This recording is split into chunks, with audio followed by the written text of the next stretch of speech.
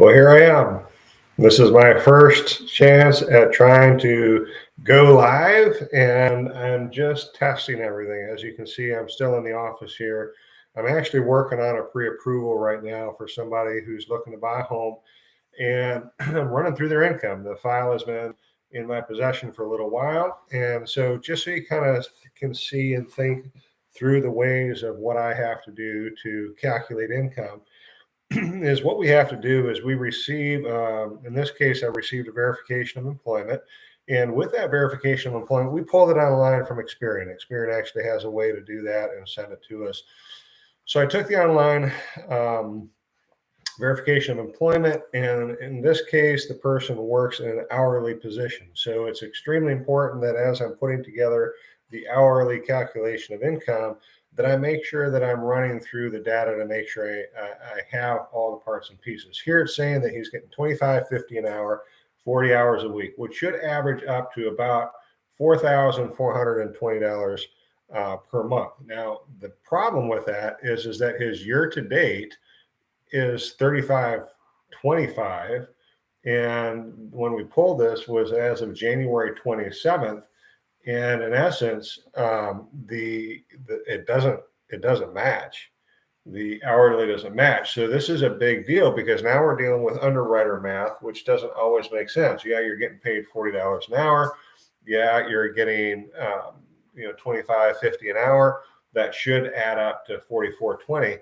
But the hours that you're getting just don't support it. They're just simply not supporting the full 40-hour work week.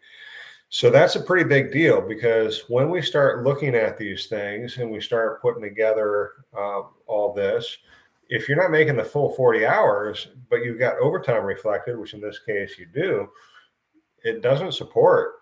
I can't use the overtime because of that. And so now we're getting into underwriter math. Now, if I was to go look at, try to put a compensating factor into this for last year, so I can see that last year, his hourly was the same, and he started in September. And so I ran it from September through the new year. The math behind it, the math doesn't work there either because it's actually a lower average last year than it is this year. So I have a lot of questions for him. The question number one that comes to mind is, are you working a full 40 hours or are you in a part-time capacity?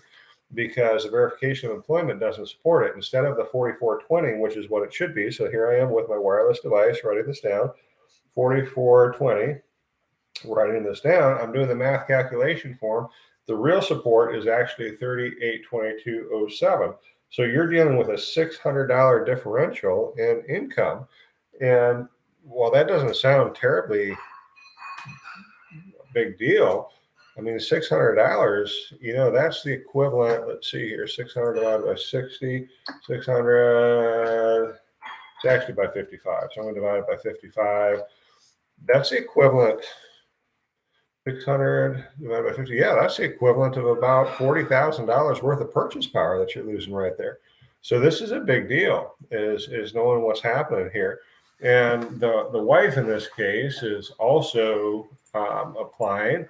And in her case, the hourly wage is so much lower that it just doesn't make sense. So anyway, having said that, I'm putting all these parts and pieces together.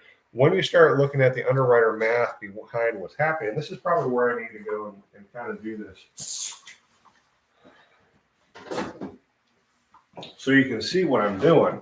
And so if this person is making $25.50 per hour is what we're doing, 25.50 times 40 should equal 44.20.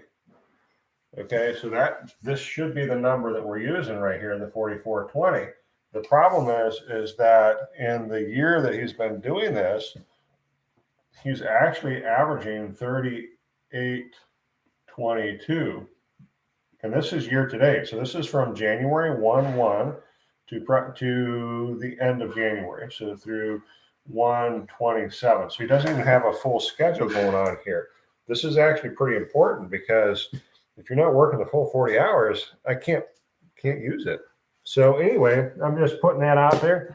This is my first time doing a live, so it may not be as wonderfully attractive to some other people doing it, but I just want to put it out there and I just want to test it and see how this works and see if the underwriter math actually makes sense. So anyway, thank you for the opportunity to serve you and yours. I certainly hope I can finish qualifying this person, but it's not looking good for them.